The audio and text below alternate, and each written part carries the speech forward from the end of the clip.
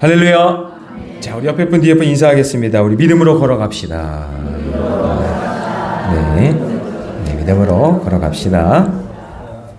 자, 오늘 사무엘 하 16번째 강의 설교입니다. 나의 원통함을 감찰하시리니. 다 같이 해볼까요? 시작. 나의 원통함을 감찰하시리니 라는 제목으로 말씀 나누겠습니다.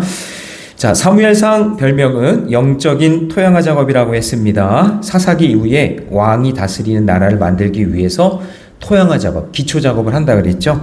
그러려면 리더십이 있어야 되죠. 사무엘 선지자를 세운 거고, 그 다음 백성들이 있어요. 리더만 있으면 뭐예요? 백성이 필요하죠. 그 다음에 하나님이 누구신지, 그리고 예배가 무엇인지, 그리고 워스트 왕으로 사울을 우리에게 보여주셨고 샘플로, 그 다음에 베스트 왕으로 다윗을 우리에게 샘플로 보여주시죠. 자, 그래서 그런 영적인 토양 위에 사무엘 하에서 영적인 성시화 작업을 한다고 그랬어요. 그래서 영적인 성시화에 의해서 결정적으로 중요한 것은 무엇이냐면 죄 처리 능력이다. 죄를 어떻게 처리할 수 있느냐. 사울왕은 왜 망했죠?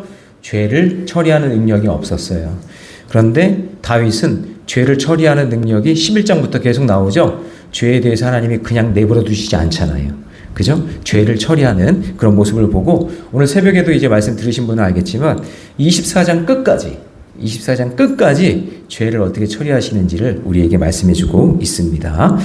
자, 지금 다윗의 상황은 이제 오늘 이제 본문 이제 16장은 다윗의 상황을 보면 압살롬의 반역으로 인해서 예루살렘을 버리고 맨발로 지금 막 도망가는 그런 신세예요. 맨발로. 성경에 보면 맨발로 막 도망갔어요.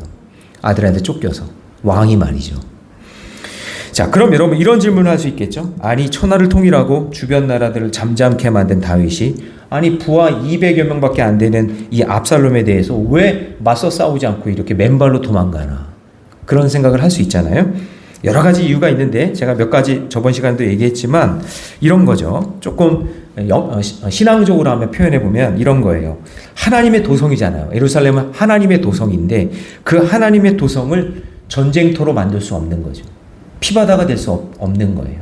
하나님이 세우신 하나님의 땅, 하나님의 도성이 예루살렘인데 그 도성을 피바다가 되게 할 수 없으니까 거기를 떠나는 거예요. 그 다음에 두 번째, 당연히 하나님의 도성에 하나님의 백성이 거기 있겠죠. 그러니까 하나님의 백성을 살리기 위해서 다윗이 스스로 도망가는 거죠. 자기를 쫓아오라고. 자, 그리고 여러 가지 이유가 있겠지만 또 한 가지는 여러분, 그래서 하나님의 성전, 그리고 하나님의 도성, 하나님의 백성 이런 거 생각할 때 여러분의 가정과 우리의 교회가 하나님의 도성이라고 한다면 여러분 꼭 부탁드립니다. 여러분의 가정과 우리 교회가 전쟁터가 되면 안 돼요. 꼭 기억하셔야 됩니다. 또 한 가지 뭐냐? 자기 아들이기 때문에 그런 거예요. 자기 아들이기 때문에. 여러분, 아들 이겨서 뭐예요? 네? 아들 이겨서 뭐하냐고. 가족 이겨서 뭐해요? 소용없잖아요. 여러분, 목사가 성도랑 싸워서 이기면 그게 무슨 자랑이에요?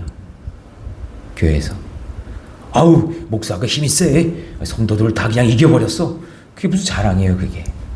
아니, 반대로 성도가 목사를 이기면 그게 무슨 자랑이에요? 망신이지. 맞죠? 여러분, 가정에서 싸워서 엄마가 아빠 이기고 아빠가 엄마 이기고 애들이 뭐 부모 이기고 그러면 그게 무슨 자랑이에요? 망신이지. 망신이잖아요. 여러분, 나를 대적하는 마귀랑 싸워야지. 마귀랑 싸워야지. 악한 영을 지배한 마귀랑 싸워야지. 왜 꼭 미련한 사람들은요, 내부 총질한다는 거예요. 내부 총질. 가족이랑 싸우면요, 여러분 반드시 어려움이 옵니다. 교회에서 싸움 나면 반드시 어려움이 옵니다. 몇 년 갑니다. 몇 년. 예, 어떨 때는 막 수십 년 가는 거예요. 그래서 여러분, 우리가 일반적인 그런 전쟁이 아니라 다윗의 죄에 대한 그런 전쟁이었잖아요. 그냥 이거를 우리가 하나님의 징계로 본다면 다윗은 이걸 영적으로 해석하는 거예요. 아, 이거 아들이랑 싸워봤자 무슨 소용이 있나? 예루살렘 하나님의 땅인데, 영적인 하나님의 땅인데 여기서 피바람이 불고 여기서 백성들 죽으면 무슨 소용이 있냐? 이게 망신이지. 하나님 망신이지. 그래서 도망가는 거예요. 도망치는 거예요. 저항도 없이 도망가는 거예요. 그러니까 여러분, 지혜가 있어야 돼요. 여러분, 여러분의 가정이 하나님의 성전이 되시고 우리 교회가 하나님의 성전이라면 이 거룩한 성전인 가정과 교회에서 전쟁터가 되면 안 돼요. 절대 그러면 안 되는 거예요. 그런 문제가 있으면 그냥 빨리 뭐 누가 떠나든가 그래야지 전쟁터가 되면 그 뒷감당은 엄청난 그냥 수십 년 동안 그 일을 되풀이하게 되는 겁니다. 그러니까 지금 압살롬이 다윗을 공격하는 것은 도발이나 구태타로 보는 것이 아니라 압살롬을 통해 징계하시는 하나님의 개입하심으로 알고 영적인 해석을 하는 거예요. 지금 다윗이 도망가잖아요, 맨발로. 그게 도망치니까 이게 왕이 도망가네, 아이고 자기 아들도 건사하지 못하고 도망가네가 아니라 이걸 영적으로 해석할 수 있는 거예요. 지금 다윗은 지금 자기 상황에 있는 전쟁을 해석하고 있는 거예요. 맨발로. 이걸 볼 수 있어야 돼요. 여러분, 이렇게 힘든 마음으로 도망가는 다윗에게 오늘 두 번의 만남이 있어요. 두 번의 만남이 있는데 이 만남을 다윗이 또 어떻게 해석하는지를 보세요. 이게 지혜예요. 자, 오늘 저와 여러분들이 다윗이 어떤 상황 속에서 만남을 갖고 어떻게 해석하는지를 가지고 여러분들 지혜를 얻기를 주님의 이름으로 축복합니다. 우리 옆에 사람과 인사합시다. 해석을 잘해야 됩니다. 그러니까 여러분, 오늘 수요 예배에 그냥 잠깐 왔다 가시는 그런 인생이 아니라 저는 수요 예배에 저는 제 설교의 많은 부분에 수요 예배 많은 걸 제가 쏟아부어요. 여러분 인생에서 성경을 언제 다 한번 읽어보겠어요? 어떤 분들은 그래요. 아유, 목사님 맨날 뭐 인터넷만 보면 성경 막 나오는데. 그래요. 여러분, 그렇게 해서 성경 읽는 거는 여러분에게 도움이 하나도 안 돼요. 빈 껍데기 쭉정이만 되는 거예요. 진짜 우리의 성전 안에서 하나님의 말씀, 한 성도들이 한 말씀으로 꾸준하게 듣는 사람은 놀라운 역사가 일어날 줄로 믿습니다. 기도도 능력이 나타나요. 이게 나타나는 거예요. 사모하는 마음으로 들으셔야 돼요. 자, 첫 번째 만남. 무비보셋의 종 시바를 만나요. 시바라는 사람을 딱 여러분 생각할 때 발음도 좀 이상하잖아요. 시바. 그죠? 이 시바는 뭐냐면 눈치 빠르고 처세가 좋은 사람. 이렇게 생각하시면 돼요. 자, 1절 같이 있습니다. 다 같이 시작. 다윗이 마르톡을 죽은 지하에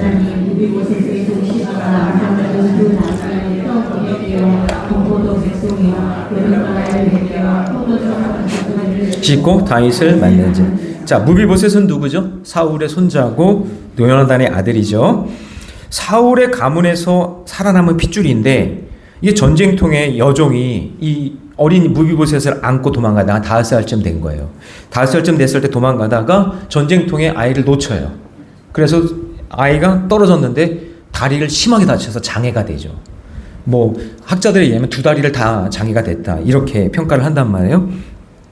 다윗은 이런 무비보셋에게 궁유를 베풀어서 사울의 모든 재산을 무비보셋에게 다 주었어요. 그리고 재산 관리를 누가 했냐면 그래도 똑똑한 시바에게 재산 관리를 하게 했단 말이에요. 그러면서 왕의 상에서 같이 먹게 그렇게 해줬단 말이에요. 그런데 이 시바라는 종이 자기 주인 무비보셋의 허락 없이 다윗과 일행을 위한 먹을 양식을 잔뜩 가지고 막 도망가고 있는 다윗 앞에 딱 나타난 거예요. 자, 만약에 다윗을 여러분 대접하고 싶으면 이 시바가 종이잖아요. 종이 무슨 지가 뭐라고 이렇게 해요. 자기 주인이 무비보셋이면 무비보셋의 허락을 맡아서 무비보셋이 같이 와야 맞잖아요. 어떻게 되든지. 근데 시바가 자기가 혼자 그냥 다 하고 온 거예요.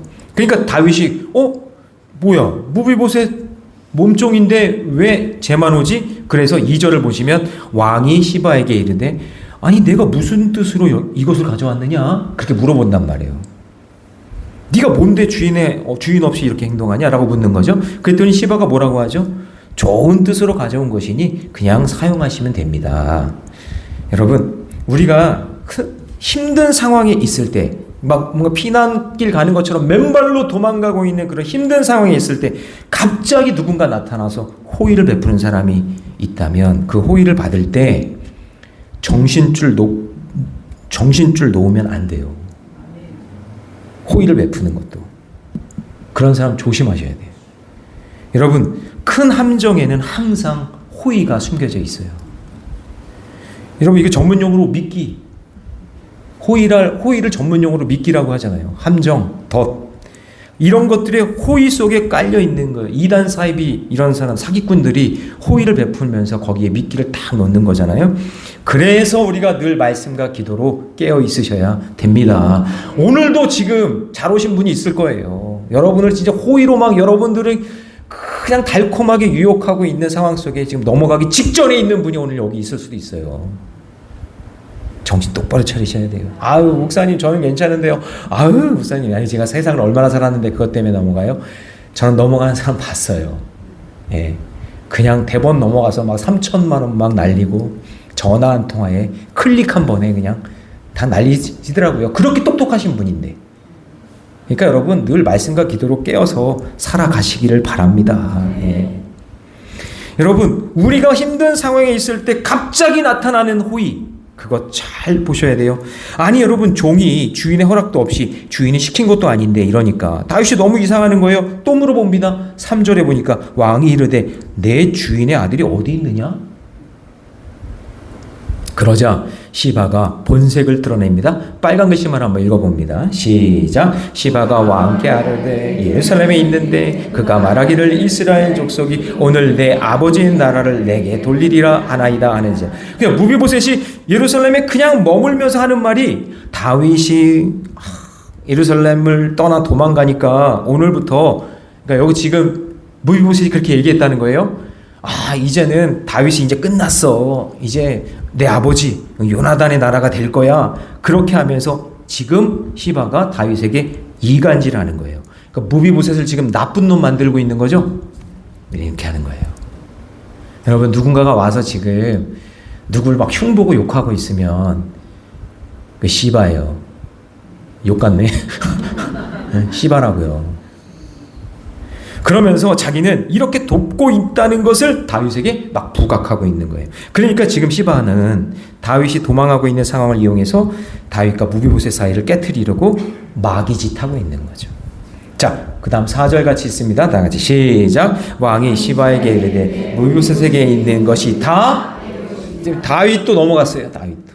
다윗도 넘어가 버린 거예요. 속아 넘어갔어요. 지금 다윗은 지금 자기 코가 석자잖아요. 시바의 말을 확인할 그런 상황이 아니야. 맨발로 도망가고 있는데 뭐. 그래서 시바의 말만 듣고 무비보셋에 있는 모든 것들을 야 무비보셋 안 되겠다. 야 시바야 네가 다 가져라. 그래서 무비보셋에 있는 재산을 시바에게 다 넘겨준단 말이에요.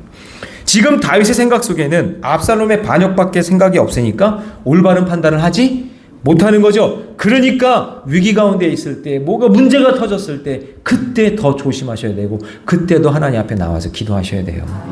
그래서 하나님께서는 이 사사기 시대 때에 분열된 12지파를 다시 하나로 만들려고 하는 이 성시와의 사명을 다윗에게 줬는데 지금 다윗이 지금 정신이 없잖아요. 나라를 지켜야 되고 백성도 지켜야 되고 막 압살롬은 쫓아오고 막 이러니까 지금 순간 자기의 사명을 잃어버리고 착각을 하고 있는 거예요. 그러면서 시바에게 무비보셋 소유를 넘겨주는 잘못된 판단을 하고 있는 거예요. 그랬더니 시바가 종인 주제에 굉장히 예의 있는 말로 이렇게 얘기합니다. 파란 글씨 한번 읽어봅니다. 시작. 시바가 이르되 내가 절하나이다. 내 주 왕이여 내가 왕 앞에서 은혜를 입게 하옵소서 아니라 당신이야말로 진정한 나의 왕입니다. 막 그러면서 간교한 말로 다윗의 마음을 팍 뺏는 거예요. 그러면 여러분 정말 무비보셋이 그런 말을 했을까요? 아니죠. 19장에 가면 밝혀져요. 자, 19장 24절 미리 한번 읽어봅니다. 다 같이 시작. 사울의 손자 무비보셋이 내려와 왕을 맞으니 그는 왕이 떠난 날부터 평안히 돌아오는 날까지 그의 발을 맵신하지 아니하며 그의 수염을 깎지 아니하며 옷을 빨지 아니하였나이다. 그러니까 다윗이 압살롬에게 쫓겨서 예루살렘을 떠날 때에 너무 마음이 아파서 자기 몸도 돌보지 않고 같이 아파하고 힘들어했다라는 거예요. 그래서 다윗이 이렇게 묻잖아요. 25절에 보니까 무비보셋이여 네가 어찌하여 나와 함께 가지 아니하였느냐. 그러니까 26절 27절에 보니까 거기 26절 끝부분에 내 종이 나를 여기서 종이 누구예요? 시바가 속이고 자 27절 같이 있습니다. 시작. 종이 나를 내 주 왕께 모함하였나이다. 내 주 왕께서는 하나님의 사자와 같으시니 왕의 처분대로 여러분 언젠가 다 밝혀지게 되어 있어요. 그래서 여러분 가정과 교회에서 진짜 어떤 사건과 사고에 의해서 여러분 진짜 내가 그걸 참아내고 끝까지 참아내고 하나님의 긍휼하심과 인도하심을 기다리고 있다면 그 사람은 지금 전쟁을 막고 있는 사람이에요. 그 사람이 진짜 의인이에요. 내가 지금 억울해. 내가 지금 너무 힘들어. 그냥 한번 붙어보고 싶어. 그냥 한번 어떻게 해보고 싶어. 근데 그거를 이렇게 참고 하나님의 때를 기다리고 있는 사람은 지금 전쟁을 막고 있는 사람이에요. 예. 교회는 그런 사람이 많아야 돼요. 그런 사람. 그냥 자기 말하고 싶은 대로 말하고 그냥 자기 혈기 다 내놓고 부리고 그렇게 하면 전쟁터 된다고요. 가정이든 교회든. 자, 그러니까 어떻게 됐어요? 무비보셋이 다윗이 베푼 그 은혜에 감사하는 사람인데 종이었던 시바는 거짓말로 속여서 무비보셋의 재산을 다 빼앗으려고 했던 거죠. 자, 오늘 다시 본문으로 돌아와서 다윗이 쫓기고 있는 위기의 순간에 첫 번째 찾아온 시바라는 사람은 호의를 베푸는 척하면서 주인의 것을 탐하는 악한 사람이라는 것이죠. 그런데 다윗은 경황이 없으니 어떻게 해요? 속아 넘어갔어요. 그럼 여기서 우리가 깨달을 게 뭐예요? 아, 경황이 없고 힘들고 어려운 상황일수록 말씀과 기도가 필요한 거예요. 예, 깨어 있으셔야 돼요. 그리고 호의를 조심하세요. 예. 자, 두 번째 사람이 이제 5절 6절에 나오는데, 자, 5절을 같이 읽습니다. 시작. 다윗 왕이 바후림에 이름에 거기서 사울의 친족 한 사람이 나오니 게라의 아들이요 이름은 시므이라. 그가 나오면서 계속하여 저주하고. 자, 6절도 보니까 제가 읽을게요. 또 다윗과 다윗 왕의 모든 신하들을 향하여 돌을 던지니. 이 시므이가 지금 베냐민 사람이에요. 이 베냐민 사람들이 지금 이제 문제예요. 이게 수면으로 지금 올라오고 있는 거예요. 다윗이 막 쫓겨가니까 베냐민 지파에서 사울이 왕이었잖아요. 그러니까 그게 싫은 거예요. 다윗이 그냥 싫은 거예요. 쌤통이다. 사울 왕 이렇게 된 게 너 때문이 아니냐. 그러면서 막 다윗에게 저주를 하면서 돌을 막 던지는 거예요. 이 당시에 저주하면서 돌을 던졌다. 이거 여러분 최고의 모멸감이에요. 여러분 성경에 나오면 누구한테 돌을 던졌죠? 가늠한 여인. 그죠? 그러니까 돌로 죽이는 거예요. 사형이에요, 사형. 그러니까 지금 다윗에게 시므이가 돌을 던졌다는 얘기는 다윗을 아주 최고로 모욕감을 준 거예요. 쫓아가면서 계속. 그러니까 다윗이 왕위에 오를 때에 베냐민 지파에 속했던 이 사울의 가문이 완전히 끝난 것이 아니라 앙금처럼 가라앉고 있다가 다윗이 약해지고 그리고 막 숨어있는 약해지고 막 이렇게 도망가는 신세가 되니까 이 사람들이 다시 승기를 잡으려고 스멀스멀 이렇게 올라오고 있는 이런 상황인 거죠. 그러면서 시므이가 이렇게 말합니다. 다 같이 7절 시작. 시므이가 저주하는 가운데 이와 같이 말하니라. 피 흘린 자여 사악한 자여 가거라. 사울 왕의 피를 흘리게 한 자. 네가 사울을 죽였잖아. 원래 아닌데. 그렇죠? 블레셋 전쟁에서 죽은 거잖아요. 베냐민 지파를 망하게 한 사악한 자라고 말하면서 다윗에게 심한 욕을 막 합니다. 여러분 여기 성경의 7절에 사악이라는 말은 사탄 마귀에게 쓰는 말이에요. 그러니까 도망치는 다윗에게 뭐라고 했냐면 의역을 하자면 이런 거예요. 너는 사탄이야. 다윗에게. 꺼져버려. 막 이렇게. 우리가 이러잖아요. 예수 이름으로 명하노니 악한 마귀는 떠나갈지어다. 막 그러면서 우리 이렇게 막 선포기도 하잖아요. 그거를 누가 얘기한 거예요 지금? 시므이가 누구에게 한 거예요? 다윗에게 한 거예요. 다윗에게 이 마귀야 떠나가라. 사탄아 떠나가라. 그러니까 여러분 앞에서 시바는 호의적인 케이스였고 시므이는 악의적인 케이스죠.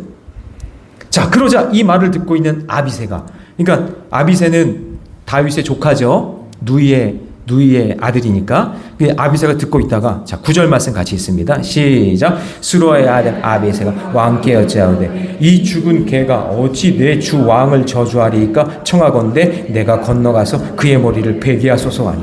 여러분 보세요. 이게 참 지금 다윗은 지금은 꾸역꾸역 참고 있잖아요. 지금 일부러 예루살렘을 살리기 위해 백성들을 살리기 위해 지금 모욕감을 받아가면서도 다윗은 말없이 지금 참으면서 지금 가고 있는데 이거를 참지 못하고 아비새가 이런 식으로 이렇게 반응을 하는 거예요. 이렇게 반응하면 여러분 지는 거예요. 여러분 이거 우리에게 지금 계속 메시지 주는 거예요. 이렇게 나를 모멸감을 주고 나를 힘들게 하는 그 사람 앞에 저런 개 같은 막 그러면서 그거에 같이 싸우면 지는 거라고요. 자기만 손해예요. 여러분 물어볼게요. 개한테 지면 뭐예요? 싸웠는데 개한테 지면 개만도 못한 놈이죠. 개한테 이기면 개보다 더한 놈이지 뭐. 그 싸웠는데 비기면 개 같은 놈이지 뭐. 여러분 잘 들어보세요. 다시 물어볼게요. 개한테 지면 개보다 못난 놈이죠. 개를 이기면 개보다 더한 놈이지 그게. 그리고 개랑 싸워서 비기면 그러면 여러분 개랑 싸우라는 얘기예요? 싸우지 말라는 얘기예요? 싸우지 말라는 얘기예요. 근데 우리는 똑같은 짓을 하고 있는 거예요. 저 사람이 개같이 하면 나도 멍멍 나도 개가 되는 거예요. 그렇게 개가 돼버리는 거죠. 여러분 이게 엄청난 지혜예요. 다윗은 그렇게 안 한단 말이에요. 단칼에 죽일 수 있지만. 그랬더니 다윗이 이렇게 반응합니다. 10절 다윗의 반응을 보세요. 다 같이 읽습니다. 시작. 왕이 이르되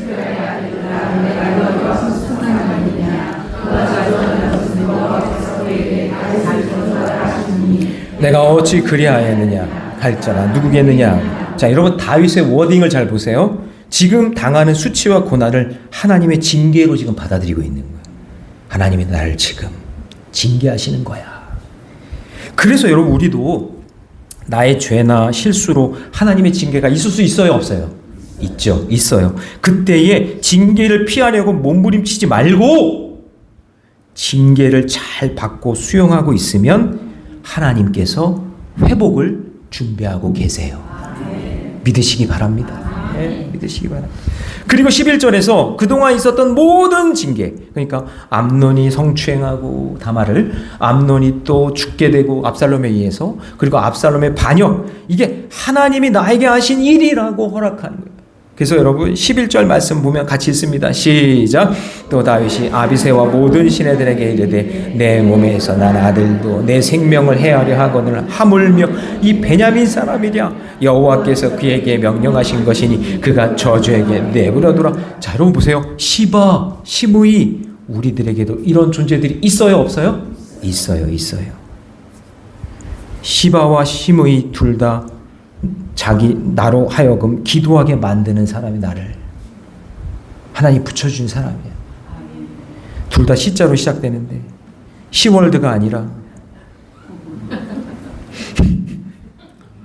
나의 믿음을 검증하게 하는 시금석으로 생각하세요. 시월드가 아니라 뭐라고요? 시금석. 둘 다 같은 시시야. 시시라고 하면 안 돼요. 시시라고 하면 안 돼요. 이름이 앞에 시자로 시작되니까. 그러니까 여러분 이렇게 생각하세요. 나를 거룩하게 만들려고, 나를 성장하기 위해서 지금 수고하고 있는 거예요. 누가? 시바와 시므이가. 하나님은 다윗에게 이 두 사람을 위기의 순간에 만나게 하신 거예요. 그래서 시바는 다윗에게 호의를 베풉니다. 그런데 호의를 베푸는 자이지만 다윗을 속이는 사람.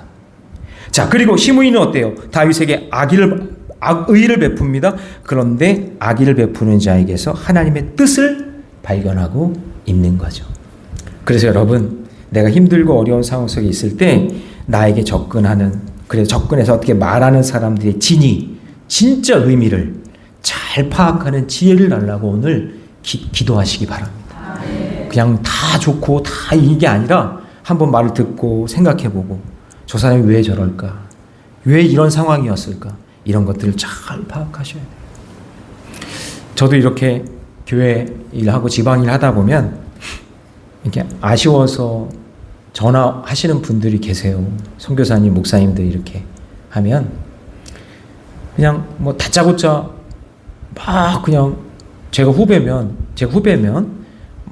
막 김목사 막 그러면서 막 엄청 친한 척하고 막 그러면서 내가 그때 봤다고 막 그냥 기억도 안 나는데 어디서 봤다고 막 그러면서 막 저를 막 칭찬을 엄청나게 하면서 띄우면서 막 그렇게 얘기를 해요. 막.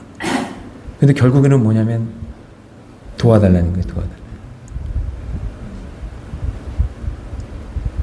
그러니까 후배 입장에서도 보면 저렇게 말 안 하셔도 되는데, 그러니까 본인이 뭐 하나님의 귀한 일을 감당하고 있고 하나님의 뜻을 위해서 하고 있다면 그냥 자기 일에 대해서 얘기하면 되는데 그냥 막 처음 받는 순간부터 계속해서 그냥 나를 띄워주고 막 그렇게 얘기하면서 결국에는 뭐 좀 도와달라 이런 얘기 거예요. 있어요. 목회자들 세계에서도 시바가 있고요, 시므이가 다 있어요. 근데 여러분 이럴 때 잘 판단해야 되잖아요. 교회적인 상황도 판단해야 되고 그 사람의 상황도 판단하고.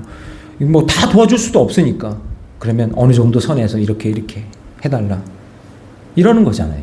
그러니까 여러분 오늘 말씀 들으신 분들 중에 눈에 보이는 대로 믿고 귀에 들리는 대로 판단하고 그렇게 속아 넘어가지 마시고 말씀과 기도로 잘 분별할 수 있는 지혜가 있기를 바랍니다.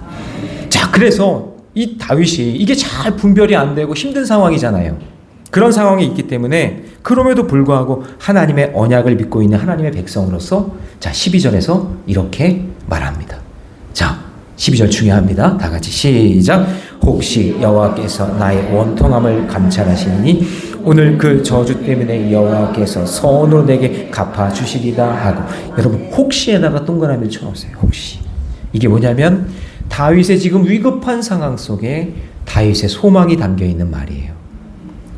혹시 하나님이 나의 원통함과 억울함을 아시는 것 아신다면 그러니까 지금 내가 저주를 당하지만 내가 하나님의 언약을 붙잡고 있기에 혹시 선하신 하나님은 이 저주를 선으로 갚아주실 줄 믿습니다. 그리 아니하실지라도 이거 같은 거예요. 혹시. 그래서 이런 혹시가 신약에 한번 나오는데 야고보서 5장 15절 말씀인데 같이 한번 읽어봅니다. 시작. 믿음의 기도는 병든 자를 구원하시리 주께서 일으키시리라. 혹시 범죄하였을지라도 사심을 받으리. 자, 혹시 죄를 범하였을지라도 여러분 야고보는 지금 병의 원인을 무조건 죄로 보는 게 아니에요. 여기서 혹시 죄를 범하였을지라도 라고 하니까 여러분 병에 걸린 걸 무조건 죄로 이렇게 보시면 안 돼요. 가끔 저는 우리 교회는 아니지만 어떤 교회에서는 아유 얼마나 죄를 졌길래 저래 이거 진짜 그 사람 죽이는 거예요. 2번 죽이는 거예요. 성경은 병든 사람에게 함부로 죄인이라고 낙인 찍지 않습니다. 어떤 사람의 질병을 무조건 죄와 연결시키면 안 돼요. 야고보도 뭐라는 건 혹시라고 말하잖아요. 모르니까 자기도. 정죄가 아니라 하나님의 회복을 생각하면서 이야기하는 거예요. 혹시 저 사람이. 그러니까 지금 다윗도 뭐예요? 지금 내가 하고 있는 일에 대한 어떤 지금 힘들고 어려운 상황이니까 내가 지금 죄로 인해 징계를 받고 있지만 혹시 하나님 저를 불쌍히 여겨주세요 라고 지금 기도하고 있는 거 아니에요? 그렇죠? 그래서 여러분 12절에서 혹시 여호와께서 이 말은요 정죄의 문을 닫고 은혜의 문을 여는 말이에요. 혹시 여호와께서 주님 나를 불쌍히 여겨주세요. 혹시 저 사람을 하나님 궁휼히 여겨주세요. 오늘 다윗은 우리에게 너무나 중요한 신앙의 자세들을 지금 알려주고 있는 거예요. 하나님이 살아계시다면 그리고 내가 그분의 말씀을 믿는다면 반드시 가장 좋은 길로 바른 길로 인도해 주시고 나의 억울하고 답답하고 힘든 이 일을 하나님께서 건져주실 줄 믿습니다. 혹시 여호와께서 나를 기억해 주신다면 주님 나를 건져주세요. 여러분 언제나 변함없는 말씀과 기도로 순종하며 믿음의 길 걸어가셔야 됩니다. 그런데 혹시 내 생각과 다른 상황이 된다 할지라도 여전히 억울하고 답답하고 해결되지 않더라도 나보다 더 좋으신 하나님 그 하나님께서 가장 선한 길로 인도해 주실 줄 믿습니다. 내 계획과 내 생각을 뛰어넘는 하나님께 도움을 요청하는 말이 혹시 여호와께서 다 같이 해봅니다. 시작. 혹시 여호와께서 그거예요. 자 이제 말씀을 정리합니다. 사랑하는 성도 여러분 우리도 인생을 이렇게 살다 보면 시바처럼 달콤한 거짓이 찾아올 때가 있어요. 오늘 그런 유혹을 당하는 사람도 있을 거예요. 또 시므이처럼 아픈 비난이 찾아올 때도 있을 거예요. 나에게 모멸감을 주는. 그러나 믿음의 사람은 눈앞의 상황이 흔들리지 않고 그 모든 일 가운데 역사하시는 하나님의 손길을 먼저 바라보는 자인 줄로 믿습니다. 다윗이 혹시라는 작은 단어 속에 하나님의 선하심을 붙들었던 믿음처럼 우리도 헤아리지 않는 이해가 안 되는 그런 하루하루를 혹시 살고 있다 할지라도 오늘 나를 역사해 주시고 인도해 주시고 나에게 궁휼을 베풀어 주시는 그 하나님을 의지하면서 그 주님 바라보면서 끝까지 믿음의 길 걸어가시기 바랍니다. 나의 원통함을 감찰해 주시는 그 주님 그 주님을 의지하며 살아가시기를 주님의 이름으로 축복합니다.